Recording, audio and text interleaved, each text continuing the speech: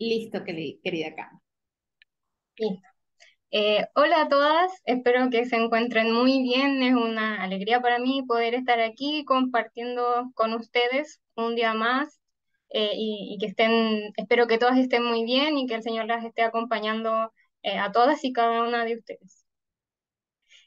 Bueno, el día de hoy les quería compartir un tema respecto del cual la Biblia nos da muchísima información. Existen muchos libros y capítulos enteros dedicados a esta temática que se relaciona también con lo que estuvimos hablando hace unas semanas acerca de la música en la Biblia. En esta ocasión voy a hablar acerca de los decretos del rey David y su relación con la música. Como les comentaba anteriormente, habíamos hablado un poco acerca de si intentar responder la pregunta acerca de si acaso a Dios le importaba o no la música y le importaba o no la forma en la que nosotros le alabamos. Yo creo que muchas pensaron en distintos tipos de conclusiones, llegaron a sus propias ideas. Al menos yo me quedo con la idea de que a Dios sí le importa mucho lo que hacemos y cómo lo hacemos. Y también, por supuesto, que le interesa mucho, mucho la música. Y esto es algo que un personaje en la Biblia que todos muy bien conocemos entendió muy bien. Esta persona era David. En este momento digo David porque David, antes de ser rey, David era pastor. Y junto con ser pastor, David también era un músico. Esta habilidad de ser músico fue la que finalmente llevó a que David fuera el escudero del rey Saúl. Esto lo leemos en Primera de Samuel, capítulo 16, en los versículos 14 al 23, en donde se lee que el Espíritu de Dios se había alejado del rey Saúl y le atormentaba un espíritu malo. Entonces los criados le dijeron a Saúl que había un espíritu malo que lo estaba atormentando, que venía de parte de Dios, y que le pida a sus siervos que entre ellos busquen a alguien que sepa tocar el arpa para que cuando el espíritu vuelva sobre Saúl, él pudiera sentir alivio a través de la música. Entonces, ¿qué pasó aquí? Saúl efectivamente le hizo caso a sus criados y les pidió, les dijo, buscadme pues ahora alguno que toque bien y traedme. Entonces uno de los criados respondió diciendo, he aquí yo he visto a uno, a un hijo de Isaí de Belén, que sabe tocar, y es valiente y vigoroso y hombre de guerra, prudente en sus palabras y hermoso, y el Eterno está con él. Entonces acá vemos una característica de David, y era que él no solamente era músico, sino que él también era un músico reconocido, porque cuando alguien pidió, en este caso Saúl, alguien conoce a un músico, que aquí dice que toque bien, el rey Saúl no estaba pidiendo a cualquier músico, estaba pidiendo uno bueno, entonces le dicen, sí, yo conozco a uno que es David. Entonces finalmente Saúl envió mensajeros al padre de David para que le permitiera ir con él y entonces desde ese momento no solamente se convirtió en su músico personal, no solamente se convirtió en una especie de músico terapeuta del rey Saúl, sino que también se convirtió en su escudero. Entonces acá vemos las increíbles, bueno, las habilidades que tenía el rey David y el gusto que él tenía por la música. Y también vemos otra característica también muy especial y que es respecto al reconocimiento que las personas en esa época tenían acerca de la música y los efectos que estos tenían sobre el estado de ánimo de las personas. Si ellos no hubieran sabido de que la música generaba algún tipo de sentimiento encima de alguien, ellos no le hubieran recomendado muy probablemente a un músico que le ayudara a aliviar su malestar en ese momento. Entonces acá vemos estos dos puntos. Ahora bien, en las Biblias tradicionalmente se traduce que David tocaba un arpa. Sin embargo, esta arpa no es la misma arpa que nosotros conocemos el día de hoy. Al día de hoy nosotros conocemos arpas que son muy grandes, arpas que se apoyan en el piso, que tienen muchas cuerdas y que se tocan, están de manera frontal sentada la persona puede estar de pie o sentada y, cierto, tocando las cuerdas. Pero el instrumento en específico que tocaba el rey David era el quinor. El quinor es el arpa hebrea y es un instrumento de cuerdas. No es muy parecido al arpa, porque si ven aquí, voy a ver si me puntero, sí. Si ven aquí, el instrumento tiene madera arriba, o sea, tiene dos columnas así, ¿verdad? Y una transversal arriba desde la que se apoyan las cuerdas. El arpa en realidad no tiene esta forma, tiene solamente madera en un solo lado y las cuerdas y arriba, y las cuerdas van cayendo. También otra diferencia es que este quinor era más pequeño, ya que se dice que se podía tomar con una mano y tocar con la otra. Entonces no era como las arpas modernas que se sujetan en el piso. Y también que tenía de 5 a 9 cuerdas, y eso en realidad puede variar dependiendo del tipo de arpa que se toque, que es lo que también vamos a hablar en un momento más. Bueno, acá traje 3 representaciones acerca de cómo pudo haber sido el quinor de David. Tenemos el primero, que es como la imagen, una representación sencilla acerca de lo que fue. También tenemos un pariente de ese instrumento, porque todos los instrumentos tienen parientes dependiendo de la época y el lugar, la zona geográfica y todo en el que se encuentra. Entonces se dice que el quinor hebreo era pariente de la quítara griega, que después se transformó en cítara, guitarra, y de ahí fueron evolucionando el lenguaje y los instrumentos. Si se dan cuenta, sí son muy parecidas las dos. Y también se tiene como antecedente las monedas de Shimon Bar Kokhba, que él acuñó en una especie de protesta o revolución en contra del imperio. Y en estas monedas se ve que se estipularon aquí, se dejó un dibujo de un arpa, de un quinor en específico, y de al otro, al reverso de la moneda, se pueden apreciar también 2 trompetas de metal que eran las que tenían que tocar los sacerdotes. Entonces, al menos estos antecedentes se tienen para pensar cómo era más o menos el quinor hebreo. Bueno, David no solamente se dedicaba a aliviar a Saúl con su música, David no solamente compuso, ¿cierto?, tantos salmos, tanta música, no solamente hizo instrumentos, sino que David también hacía otro tipo de música. Y entre ellos lo que vemos en 2 de Samuel, capítulo 1, fue una endecha que él compuso, que según lo que vimos la semana pasada, las endechas son, ¿cierto?, estos cantos de lamentación, cantos fúnebres. Él compuso una endecha para llorar a Saúl y a Jonatán, luego de que se enteró de que ellos habían muerto. Entonces vemos que David era un músico, por así decir, bastante integral. Podía hacer muchas cosas: cantar, tocar, crear instrumentos, componer melodías, componer letras, etc. Era una persona muy, muy, muy, muy completa. En la vida de David y en su carrera como músico hubo un hecho que marcó un antes y un después, no solamente en lo que era el orden del servicio a Dios a través del arca, o al arca, por así en el contexto del arca y del templo después. Este hecho es el traslado del arca a Jerusalén. Bueno, durante el traslado del arca a Jerusalén ocurrió un hecho que supuso un cambio, que incluso modificó la forma de servir en la música, o de cómo las personas que estaban involucradas en el servicio del templo, posterior templo, tenían que alabar. Y este relato se encuentra en Primera de Crónicas, en los capítulos 13 y 15. Acá encontramos los relatos más completos, y un relato muy sencillo en 2 de Samuel 6, que es más breve y más reducido y con menos detalle.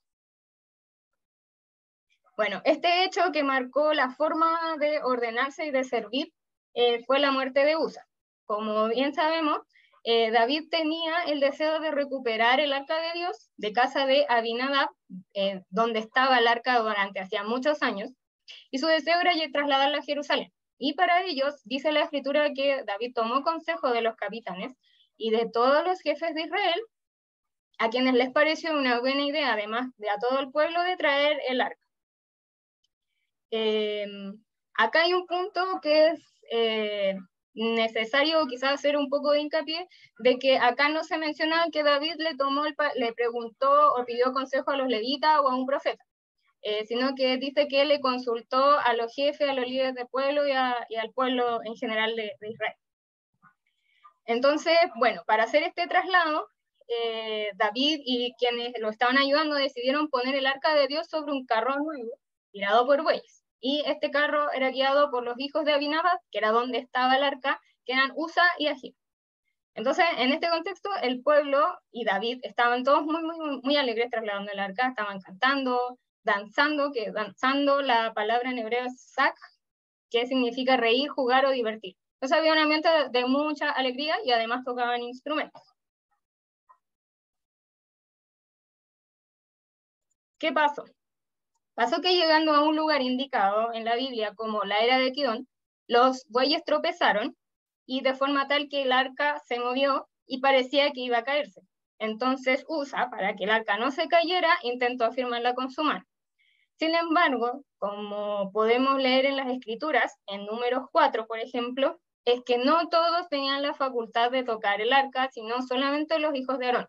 Y Usa no formaba parte de los hijos de Aarón. Entonces él tocó el arca y como consecuencia de lo que dice la misma escritura, de lo mismo que dice Dios, que si no es de los hijos de Aarón va a morir, Usa murió.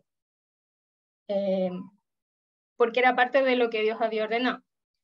Entonces acá podemos decir que se acabó la alegría y el gozo de llevar el arpa porque murió alguien y David ya no quiso seguir llevándola y la dejó a cargo de Obed-Edom, Geteo y su familia.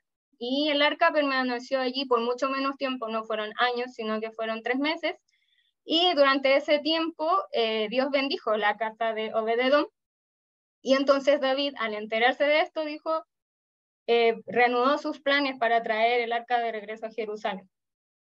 Pero esta vez, a diferencia de lo que vemos en el primer relato, acá David encarga a los levitas para que ellos hagan el traslado del arca, que es lo que efectivamente decía la escritura.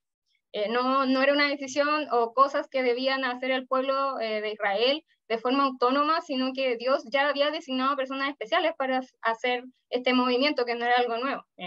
Israel habitó en el desierto y era un pueblo que tenía que moverse constantemente. Entonces, trasladar el arca de un lugar a otro no era un tema desconocido o que Dios no haya previsto, sino que todas las instrucciones estaban muy, muy bien previstas. Entonces dice que aquí nuevamente David congregó a todo el pueblo de Israel en Jerusalén y llamó a los sacerdotes y les dijo, vosotros que sois los principales padres de las familias de los levitas, santificaos vosotros y vuestros hermanos y pasad el arca del eterno Dios de Israel al lugar que le he preparado. Pues por no haberlo hecho así vosotros la primera vez, porque ellos no la llevaron, ¿cierto? Lo llevaron otras personas y máxima no la llevaron como había dicho el Señor, sino que la llevaron en un carro. El Eterno nos quebrantó por cuanto no le buscamos según su ordenanza. Así los sacerdotes y los levitas se santificaron para traer el arca del Eterno Dios de Israel, y los hijos de los levitas trajeron el arca de Dios puesta sobre sus hombros en las barras, como lo había mandado Moisés, conforme a la palabra de Dios. Entonces, ahora habían vuelto a hacer la misma gestión, pero de una forma apegada a la ley. Pero no solamente esto, sino que también David le encarga el traslado del arca y la alabanza que se iba a efectuar en ese momento a los levitas. Entonces, David no designó a alguien en específico para hacerlo, sino que le dice a los levitas, dice, asimismo dijo David a los principales de los levitas que designasen de sus hermanos, de entre ellos los levitas, a cantores con instrumentos de música, con salterios y arpas y címbalos que resonasen y alzasen la voz con alegría. Y así fue como los levitas designaron a Emán, a Asaf y a Etán, y con ellos a sus hermanos. Entonces acá vemos la primera vez de la aparición de estos 3 nombres en el contexto de la música, que sería Emán, Asaf y Etán, que eran los que posteriormente, como vamos a ver, quedaron a cargo del servicio de la música.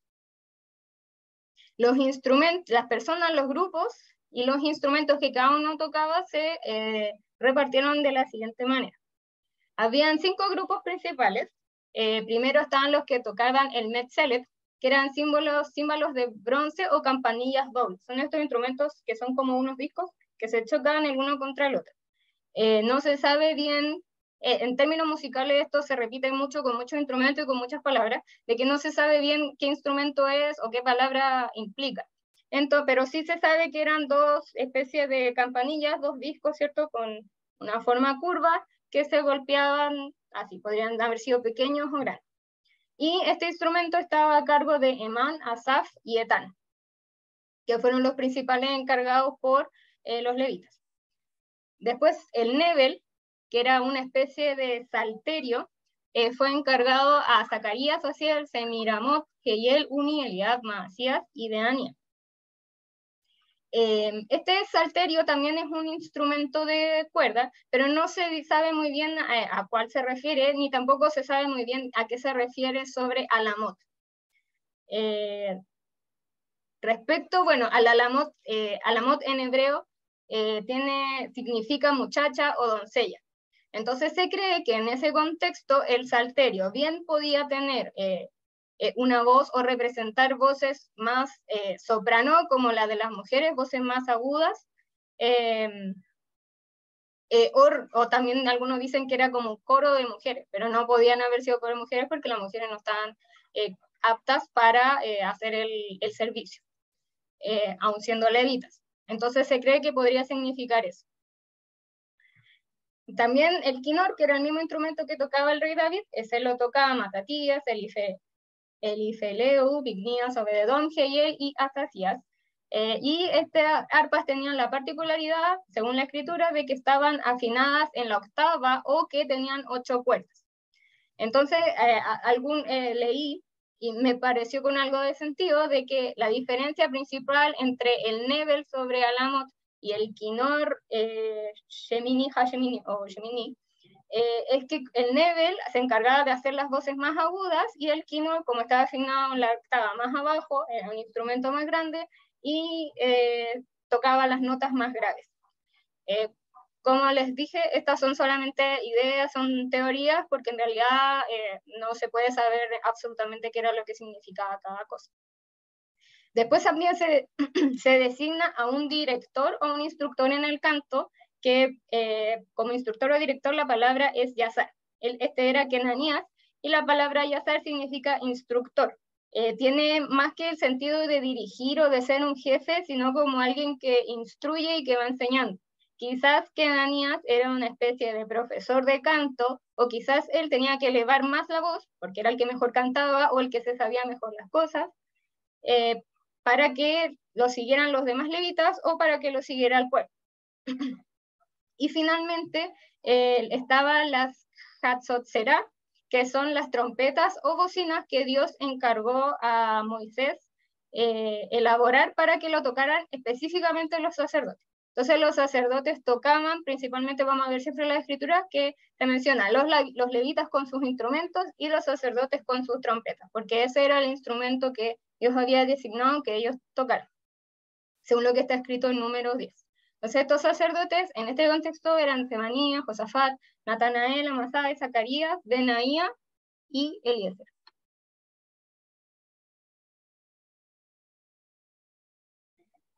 Así fue como después de este hecho, de todo este hecho del traslado del arca, empezaron a constituirse los primeros grupos de levitas que estaban dedicados al servicio de alabanza.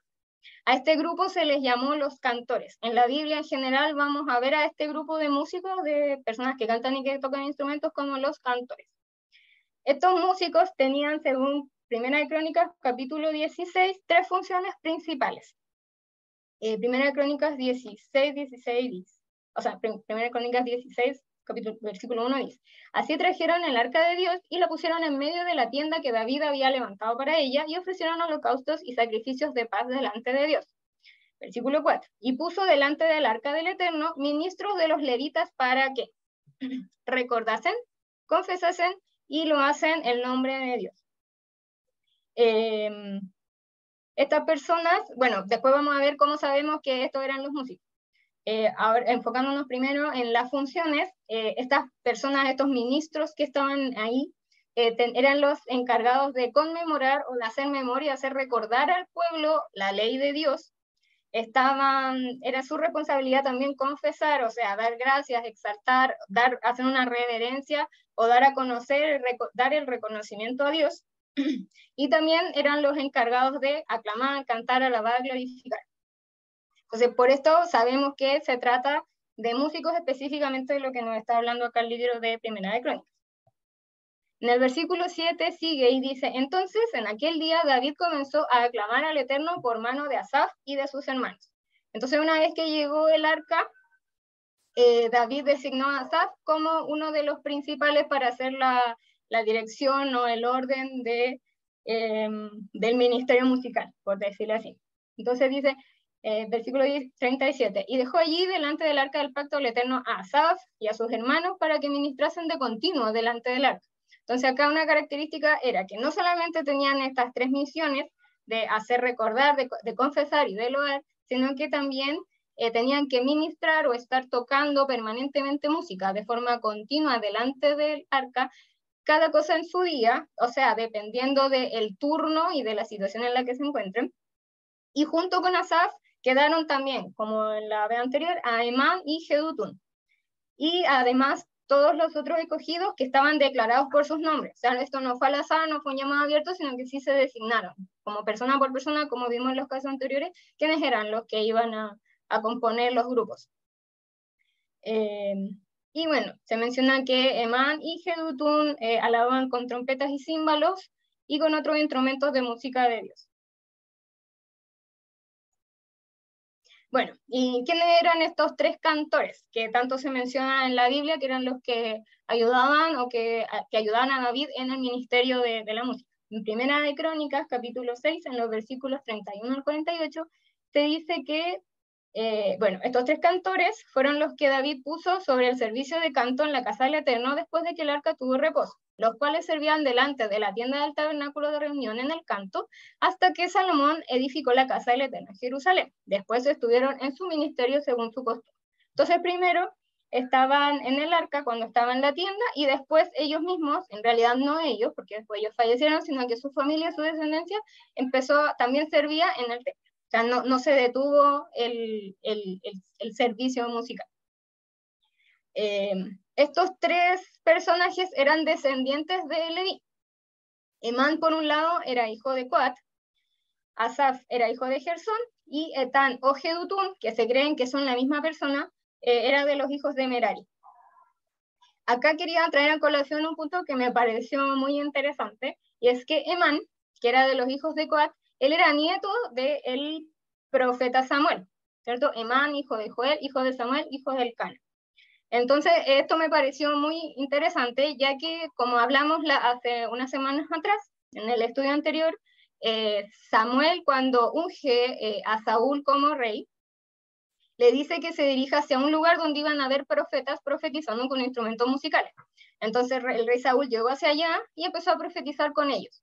Entonces, si el nieto de Samuel estaba encargado, era uno de los principales que estaba encargado del ministerio de la música, entonces muy probablemente existía una tradición musical en su casa, en su familia, como pasa en el día de hoy, de que muchos padres son músicos y así los hijos, los nietos, etcétera, etcétera, etcétera. Entonces eso me pareció muy interesante. Ahora, ¿cómo se distribuían estos músicos y cantores? Esto lo encontramos en Primera de Crónicas 25. Por disposición del rey David, él y los jefes del ejército apartaron para el ministerio a los hijos de Asaf, de Emán y de Jedutún. Es decir, ya no tenían ellos que dedicarse a otras actividades, sino que solamente eran músicos, para que profetizasen con arpas, salterios y címbalos. Las características de estos hombres eran ser idóneos, instruidos en el canto y aptos. Entonces, todas estas personas que estaban lideradas por Asaf, Emán y Jedutún, cada uno de ellos lideraba a su propia familia, era como el director de su propia familia. Las características que todos estos hombres tenían era primero ser idóneos.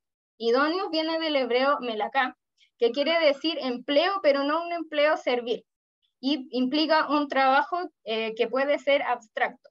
Tiene que ver con propiedad, con artesano, con oficio, con trabajo. Entonces son personas que trabajan en eso, son reales artesanos. Son personas que dedican parte importante de su tiempo en hacer música. Además eran instruidos en el canto. La palabra instruidos viene del hebreo lamad, que significa acostumbrar, adiestrar, aprender, diestro, ensayar o algo. Entonces eran personas que no solamente trabajaban en la música, sino que también sabían de música y aprendían continuamente y ensayaban. Tampoco era una actividad esporádica o que de repente surgía y lo hacían. Ellos estaban preparados para hacerlo, y además se dice que eran aptos, o sea, tenían las aptitudes para servir. Ahora, como se puede observar en algunas escrituras, no todos los hijos de Jedutún, por ejemplo, se dedicaron a ser músicos, algunos fueron porteros. Entonces tampoco era una labor que se heredaba sí o sí, sino que tenían que cumplir estos requisitos. Porque muchas veces en la familia no somos todos iguales y no todos tenemos las mismas aptitudes que todos. Entonces eso también me pareció relevante. En total, para esa época, la primera época cuando estaba recién empezando esto, eran 288 músicos y se dividieron en grupos de 12 para así completar los 24 turnos sacerdotales que ya existían anteriormente. Otro punto relevante acerca de estos grupos de músicos es que no existía una edad o un nivel para que entraran al servicio. La escritura en Primera de Crónicas 25, versículo 8, nos dice que tanto el pequeño con el grande, lo mismo que el maestro con el discípulo, entraban al servicio. Y esto es muy interesante porque actualmente es difícil que esas cosas se den. En una orquesta generalmente se compone o solamente de músicos profesionales que se dedican 100% a eso, o músicos niños, y es muy difícil que se siente a tocar el maestro con su alumna. Son muy pocas las instancias que se dan para que eso ocurra. Así que eso también es un punto muy, muy relevante en el que en realidad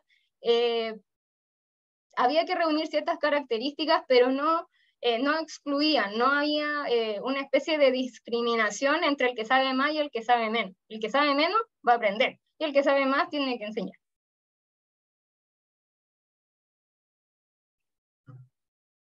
Ahora pasamos a lo que son las ordenanzas de David. Vamos a llamar así a las instrucciones que David dejó a Salomón para la construcción del templo y para ordenar el servicio en el templo que él iba a construir luego.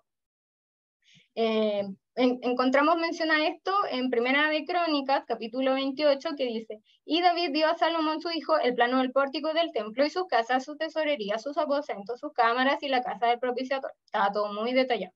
Asimismo, el plano de todas las cosas que tenía en mente para los atrios de la casa del Eterno, para todas las cámaras de alrededor, para las tesorerías de la casa de Dios y para las tesorerías de las cosas santificadas. También para los grupos de los sacerdotes y de los levitas, para toda la obra del ministerio de la casa del Eterno y para todos los utensilios del ministerio de la casa del Eterno. Todas estas cosas, dijo David, me fueron trazadas por las manos del Eterno, que me hizo entender las obras del diseño. Entonces, David, según las mismas instrucciones de Dios, le dejó instrucciones a Salomón, y entre ellas se incluía el ministerio de la música. Cuando David ya era viejo y Salomón ya había sido nombrado rey, David contó a la cantidad de levitas que habían a la época, y se contabilizaron a los músicos también, se contabilizaron a todos los que hacían distintos servicios, y ya los músicos, como hablamos, ya eran una categoría completamente separada del resto de los levitas. Eran levitas, pero tenían actividades, labores específicas. A esa época eran cerca de 4.000 quienes tocaban también con los instrumentos que David elaboró para tributar alabanzas, y estaban bajo las órdenes de los hijos de Aarón para dar las gracias y tributar alabanzas al Eterno de mañana y por la tarde.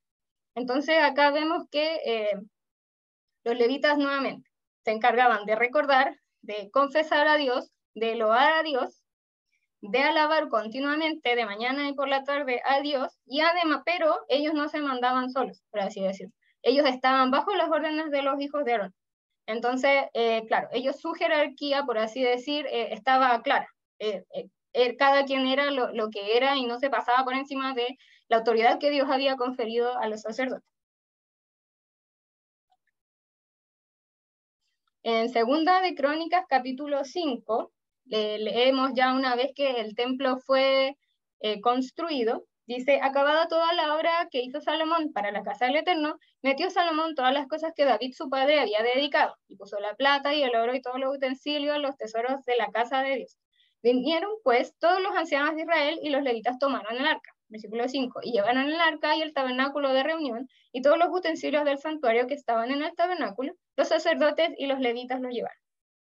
Versículo 11, y cuando los sacerdotes salieron del santuario, porque todos los sacerdotes que se hallaron habían sido santificados y no guardaban sus turnos, o sea, estaban todos ahí reunidos, y los levitas cantores, todos los de Asaf, los de Man y los de Jedutún, juntamente con sus hijos y sus hermanos, vestidos de lino fino, estaban con címbalos y salterios y arpas al oriente del altar, y con ellos 120 sacerdotes que tocaban trompetas.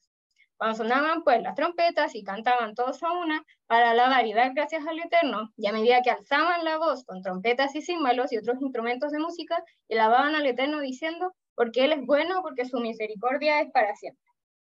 Entonces vemos que Salomón siguió las instrucciones de su padre respecto al servicio en el templo y además conservó, por así decir, este ministerio que David había establecido y que a Dios le pareció bien que fuera así. Es más, Dios la había ordenado porque Dios le dio todas las instrucciones a David y David solamente las transmitió.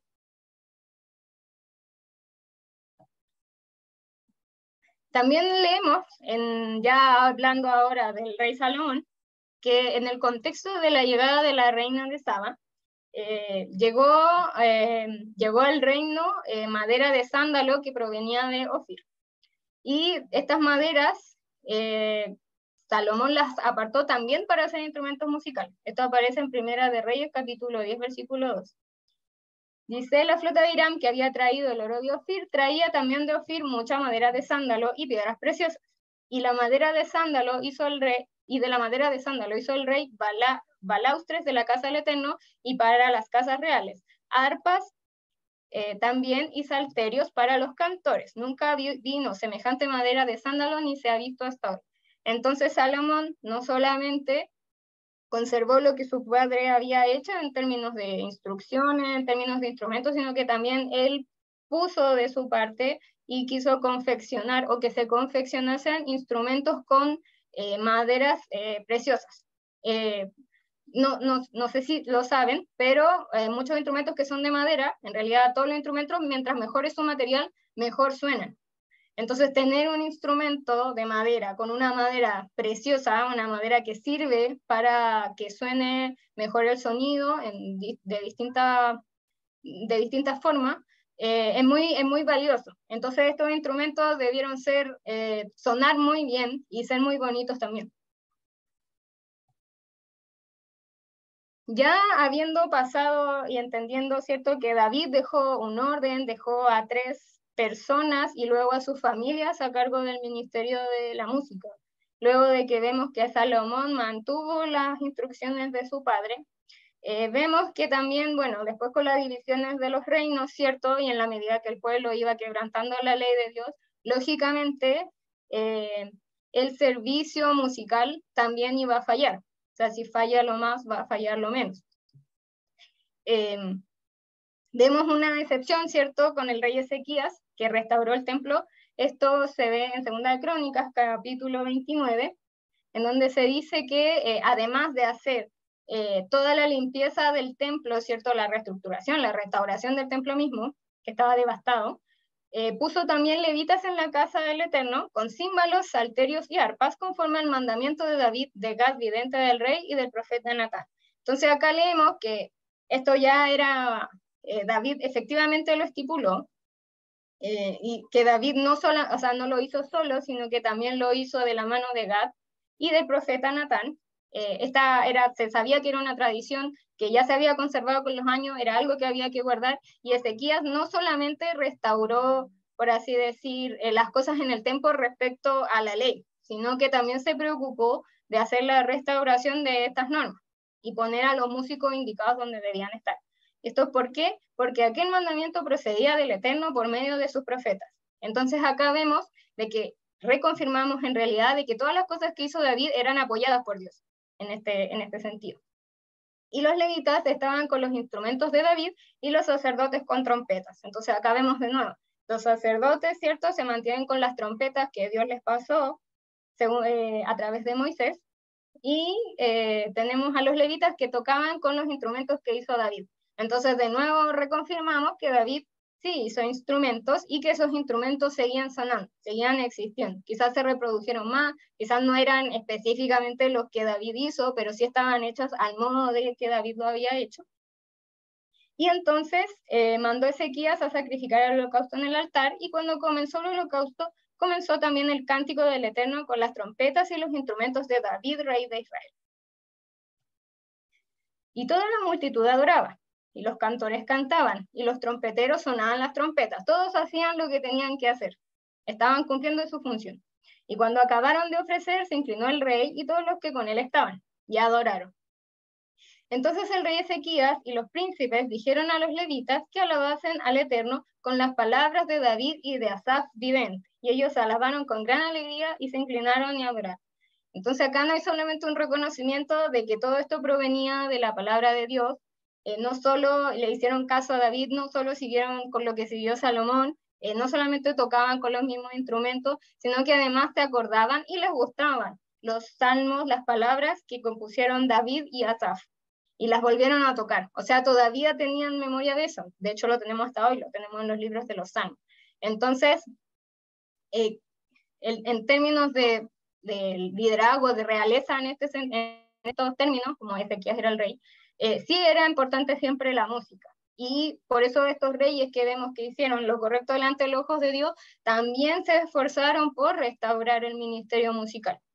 Esto no solamente lo vemos con Ezequías, sino que también con Josías. En Segunda de Crónicas, capítulo 35, versículo 10 y siguientes, hablando de Pesas. Dice, preparado hacia el servicio, los sacerdotes se colocaron en sus puestos y asimismo los levitas en sus turnos, conforme al mandamiento del rey, y sacrificaron la Pascua.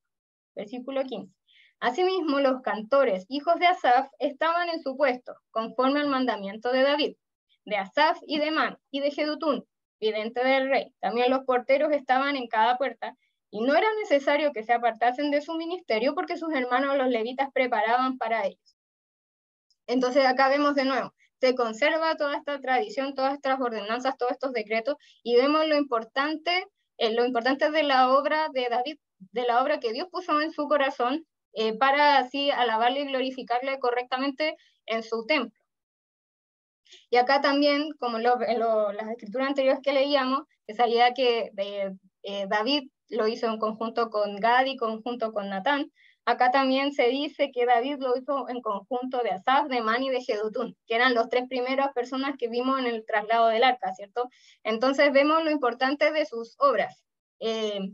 Y si las obras permanecieron, su obra musical permaneció de esa forma, es porque también ellos dieron un buen testimonio, porque desde luego que si ellos no hubiesen hecho las cosas correctas delante de Dios, muy probablemente no los hubieran recordado, no hubiesen sido tan célebres, no se recordaría su nombre en muchos lugares. No se hablaría de los mandamientos de David, Asaf, Emán y Jedutún, de personas de las cuales respecto de las cuales se reconoció su autoridad para hacer lo que hacían y seguir haciendo y copiar lo que ellos hacían, imitarlos. Y además de eso, esta escritura dice algo fundamental, y era que era tan especial esta actividad que realizaban los cantores levitas, que ellos seguían sirviendo continuamente en este contexto, y sus hermanos levitas preparaban todo lo que correspondía a la Pascua para ellos. Entonces ellos se dedicaban a alabar continuamente de día y de noche, como decía la escritura. Y eso también da a entender de que se valora el trabajo de los músicos, se valora el esfuerzo que hacen, se valora su tiempo de ensayo, se valora el tiempo que dedican estando ahí, que es además de varias otras profesiones que existen, en las que hay que estar 100%. Hay que estar prácticamente en cuerpo y alma en ese lugar, estar en el aquí y ahora. Y mientras se hace eso, lógicamente, no pueden hacer otras cosas que demandan tiempo, porque la música también demanda tiempo, así como muchas otras actividades. Entonces, al contrario de como hoy en día nosotros vemos en el mundo occidental la música, ¿cierto? Generalmente se ve como un hobby, algo, siempre dicen, no estudies música porque no vas a tener trabajo, vas a pasar hambre, y en general con todas las cosas que son artísticas, ¿cierto? Acá, en este contexto, sí se valoraba y sí se les daba el soporte y la ayuda para que siguieran haciendo lo que Dios había puesto en su corazón, para que siguieran poniendo a cabo los talentos, los dones que Dios les había dado y que habían heredado ya hace muchos años. Hablando también en términos de restauración, ¿cierto? Estas cosas que hicieron Ezequías, que hizo Josías, cuando se volvió del exilio en Babilonia, también se volvió a hacer la restauración del ministerio musical. En Primera de Crónicas 9 se dice, contado todo Israel por sus genealogías, fueron escritos en el libro de los reyes de Israel, y los de Judá fueron transportados a Babilonia por su rebelión. Versículo 2. Los primeros moradores que entraron en sus posiciones en las ciudades fueron israelitas, sacerdotes, levitas y sirvientes del templo. Más adelante en el versículo 23 se menciona que en ese grupo también había cantores. Se reconoce a los levitas cantores como esa categoría específica. jefes de familias de los levitas, los cuales moraban en las cámaras del templo, exentos de otros servicios, porque de día y de noche estaban en aquella hora. Entonces, de nuevo, se mantuvo la tradición, se restaura, se reconoce que existen, y además les permiten hacer su servicio, que es continuo. En el capítulo 2 de Esdras, en el versículo 41, voy a leer el versículo 2, estos son los hijos de la provincia que subieron del cautiverio, de aquellos que Nabucodonosor, rey de Babilonia, había llevado cautivos a Babilonia y que volvieron a Jerusalén y a Judá, cada uno a su ciudad. En el versículo 41 dice, los cantores, los hijos de Asaf, 128 o 148, dependiendo si leemos Edra o Nehemías, creo que tiene esos dos datos. Entonces, vemos que eran una categoría distinta y que eran una importante cantidad, que eran 128 personas. En Esdras capítulo 7, versículo 24 dice, se da la orden, el rey Artajerjes da la orden de que no cobren tributos a los músicos. Aquí dice, y por mí, Artajerjes rey, es dada orden a todos los tesoreros que están al otro lado del río, que a todos los sacerdotes y levitas, cantores, porteros, sirvientes del templo y ministros de la casa de Dios, ninguno podrá imponerles tributo, contribución ni renta.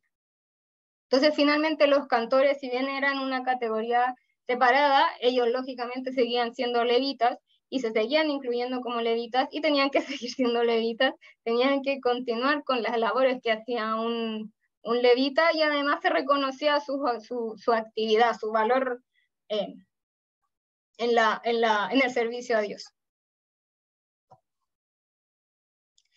Los cantores también, junto con los levitas y los sacerdotes, hacen un pacto, hacen una promesa, un juramento, que consta en Nehemías capítulo 10, versículos 28 y 29. Dice, y el resto del pueblo, los sacerdotes, levitas, porteros y cantores, los sirvientes del templo, y todos los que se habían apartado de los pueblos, de las tierras, de la ley de Dios, a la ley de Dios, con sus mujeres, sus hijos e hijas, todo el que tenía comprensión y discernimiento, se reunieron con sus hermanos y sus principales para protestar y jurar que andarían en la ley de Dios que fue dada por Moisés, siervo de Dios, y que guardarían y cumplirían todos los mandamientos, decretos y estatutos del Eterno nuestro Señor. Entonces, una vez que vuelven de Babilonia, no solamente retoman sus valores, sus labores, sus servicios, sino que también prometen, juran que iban a andar en la ley de Dios, que iban a volverse de donde habían andado y iban a volver a hacer lo que Dios quería que ellos hicieran. Entonces eso también es importante resaltar, que los levitas, estos cantores levitas, no tomaban decisiones por sí mismos, estaban al servicio de los demás, estaban continuamente dedicados a eso, se encargaban de recordar la ley, de confesar a Dios, de alabar a Dios, y todo eso solamente tenía sentido si se comprometían a guardar las leyes de Dios, porque si no, ¿a quién están sirviendo? ¿A ellos mismos? ¿A otros dioses? A Dios en general, o sea, a Dios en realidad le importa que nosotros cumplamos su ley. Podemos estar dedicándonos a distintas labores y eso para Dios en definitiva no significa mucho. A Dios lo que le importa es nuestro corazón, le importan nuestras actitudes, le importa que nosotros sigamos su ley. Entonces por eso también es muy importante esto que hacen los sacerdotes, los levitas y los cantores incluidos, para que no pensemos que los cantores estaban excluidos de todas estas responsabilidades, porque no es así. Después, hablando acerca de esta misma situación en la que tenían que ayudar a la provisión de estos levitas cantores, se dice acá, en aquel día fueron puestos varones sobre las cámaras de los tesoros, de las ofrendas, de las primicias y de los diezmos, para recoger en ellas de los ejidos de las ciudades las porciones legales para los sacerdotes y levitas, porque era grande el gozo de Judá con respecto a los sacerdotes y levitas que servían. Ellos estaban cumpliendo su función y estaba llevándose a cabo la ley de Dios que dice que los demás habitantes de Israel, las demás tribus, debían separar una parte para el sustento de los levitas. Y ellos habían cumplido con el servicio de Dios y el servicio de la expiación, como también los cantores y los porteros, conforme al estatuto de David y de Salomón su hijo. Porque desde tiempo de David y de Asaf, ya de antiguo, ya habían pasado muchos años, había un director de cantores para los cánticos y alabanzas y acción de gracias a Dios. Y todo Israel en días de Zorobabel y en días de Nehemías daba alimento a los cantores y a los porteros, cada cosa en su día. Consagraban asimismo sus porciones a los levitas, y los levitas consagraban parte a los hijos de Aarón. Entonces, todo se hacía conforme Dios lo había mandado y también cumplían con lo que David en su momento estableció, que existían determinadas personas para hacer la música en el templo, y también cumplían reconociendo que ellos también seguían siendo levitas y que por tanto tenían que darle en su sustento. Entonces, acá vemos cómo los levitas eran importantes, pero seguían siendo levitas, y eso también es relevante, yo digo, en nuestra sociedad actual, en la que los músicos siempre como que se les deja un lado aparte, un lado especial, se les rinde pleitesía, tienen muchos fans, son famosos, tienen dinero algunos, ¿cierto? Cuando vemos acá que no, que son todos iguales, que tienen, pero que tienen una labor diferente. Entonces, como conclusiones, respecto, bueno, a estas dos charlas ya que van respecto al tema de la música, al menos a mí me queda mucho más reafirmada la idea de que efectivamente a Dios sí le importa la música, a Dios le gusta la música, y además dio instrucciones para que los levitas, que eran los encargados de hacer el servicio, le adoraran. Lógicamente, eso no excluía al resto de la población para que alabase y cantase a Dios. Hay muchas escrituras, como ya vimos, en las que el pueblo también se involucraba, y eso también consta en los salmos. Pero a Dios, aquí podemos ver que a Dios le interesa que las cosas se hagan bien, que se hagan de una forma separada, que las personas que cumplen sus roles cumplan bien sus roles, y que no solo basta con el corazón, como hizo David en su primer intento de llevar el arca, ¿cierto? No solamente bastan las buenas intenciones, sino que basta hacerlo pensando y sintiendo la ley de Dios, y pidiendo consejo a él, pidiendo consejo a los demás, como hizo después, ¿cierto? Con Samuel, con Natán, con Gad, con Asaf, con Jedutún. Al final, como dice la Escritura, en la multitud de consejeros está la sabiduría. Entonces, bueno, esas creo que hasta el momento han sido las conclusiones que he podido sacar, o la más grande conclusión, y es que a Dios le importa la música, le importa cómo lo hacemos, para qué lo hacemos. Eso sería. Muchas gracias por su tiempo. Amén, amén. Muchísimas gracias, Cami. Aquí cerramos la grabación.